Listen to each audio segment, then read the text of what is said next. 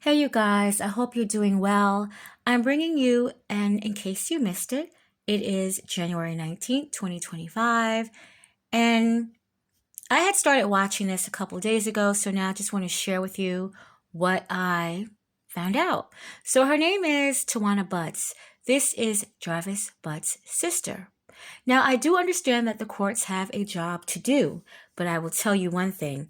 She really stood her ground with them. When the defense came, she really stood her ground, and I will definitely get into that. She would ultimately be the one to find out the information and inform the police that she believed that it was Naziah that she had seen on Naziah's pretty much the last day of her life. She's seen this girl at her brother's shop. She described her as very tiny, very small, short, and thin. She said she didn't really remember her face, I guess, when they, showed pictures of Naziah, but she noticed that this girl had a very colorful jacket on, which is something that Naziah had owned, which is one of the outfits I think that she had went missing in.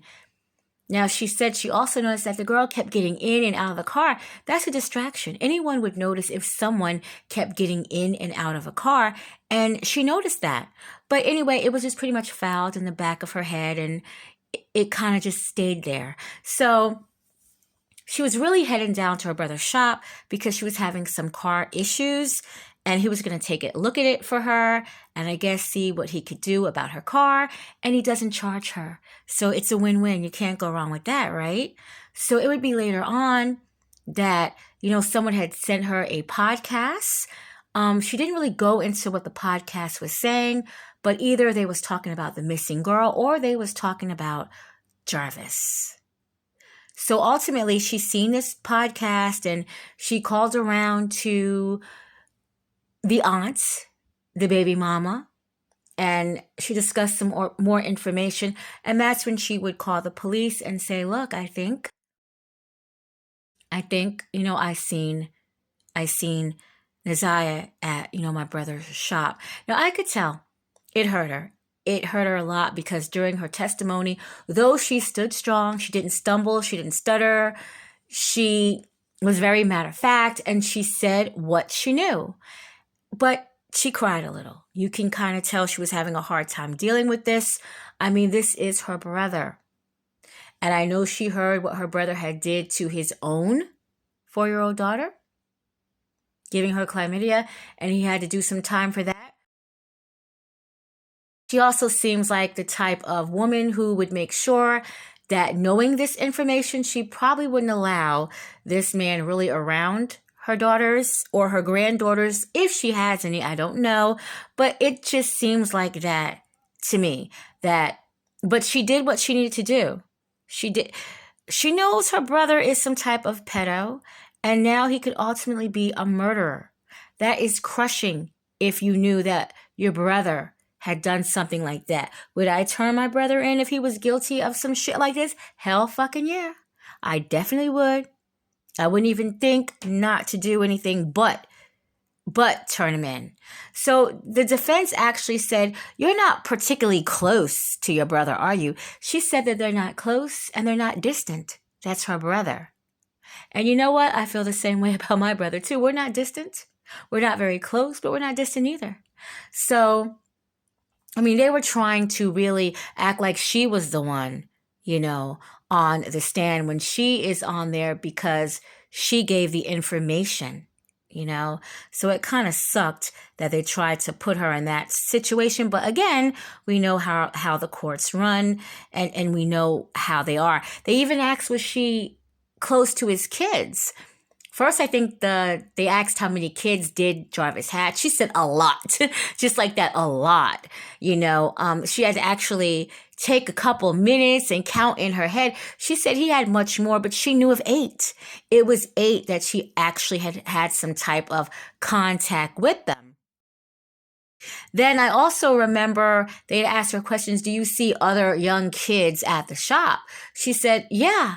The nieces, they're at the shop, but it was that one girl that she never met that stood out because she'd never seen seen this girl before. She even asked Jarvis, who is this girl? And he said, oh, that is, my baby mama's niece or whatever. So that's how that came out to be. So she left it alone. But again, it would be later after watching this podcast, seeing what people were talking about. She put two and two together and was disgusted with what that added up to be. Very disgusted. So yeah, the defense definitely tried it, but again, she didn't stutter. She stood on her words, and she got it out. I think towards the end of her testimony, because it was really short, but towards the end of her testimony, they had said, do you know something about your grandmother's death, or something about the grandmother's death? I'm not very specific on that, but she kind of was like, and then they ended it like that. So it's something going on that I guess on Jarvis's side that he's trying to, put into it. But it's like, whatever, dude. You did some fucked up shit. You got away with it because nobody gave a damn around there. And now you are in jail, about to go to prison, which is what's going to be the rest of your life. See, he got used to this. After he did what he did to what they are saying is his 4-year-old daughter, he got away with it. And then he went out on the same shit and started up again. It's like these women couldn't wait till he got out. He's just spitting out kids here and there. And he's just living his life. He just didn't give a damn. So I think he thinks he's going to get out on this because no body, no crime bullshit. There's a lot of people, no body, no crime bullshit. There's a lot of people that sit behind bars today because they have done something. And so what if a body has not been produced? He's done enough. Even if they don't find a body, you're still going down because the messages show. That's why I read all the messages that I could yesterday. The messages show that there was a sexual situation between Naziah and Jarvis. So it doesn't even matter. Now, you guys know how I love to go on social media, and I love to see if I can get some additional information. I see that Tawana, deleted her Facebook page, rightfully so. And I believe this other young woman may have been her daughter or niece. I'm not quite sure. But Tawana has been receiving death threats, which I don't understand. Death threats because she's trying to seek justice, because she knows that her brother harmed this young girl. And she's receiving death threats. Now, even if it was a DIY AB, if it was a DIY AB, you guys know what I'm saying, she still was harmed because she passed away during it. Where is she? She's not still in that hotel room that she went with him after she got out of school. So where is she?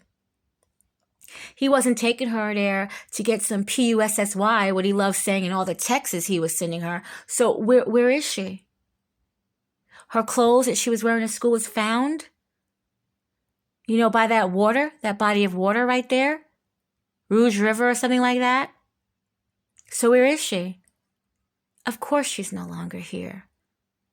And this woman, she had the guts to testify, on behalf of Naziah. And when they broke for a minute, for the next 5 to 7 minutes, she just cried. You hear her crying, and they focus on Jarvis, angling the camera directly at him, trying to focus in directly at him, but he has that mask on his face. Some people say it's because he got a busted lip, because he is a pedo. No, I think his face is fine underneath there. I think he's trying to disassociate himself from what's going on. It's easy to do it behind a mask. I do it every day. I keep my mask on. I can't stand my coworkers, but that's another story. But I do think that she's strong for doing it. I think it sucks like hell that people are threatening her and her daughter, I believe, because she's doing this. And again, those were the same people that knew what was going on and they just didn't give a damn. Justice for Naziah Harris. I'm going to now look into some information with the aunts now. So my next video, hopefully I'll be able to drop that sometime tomorrow. So until then, you guys stay safe. Like the video for me, and I appreciate all the new subs. Thank you. Have a great, great Sunday. It's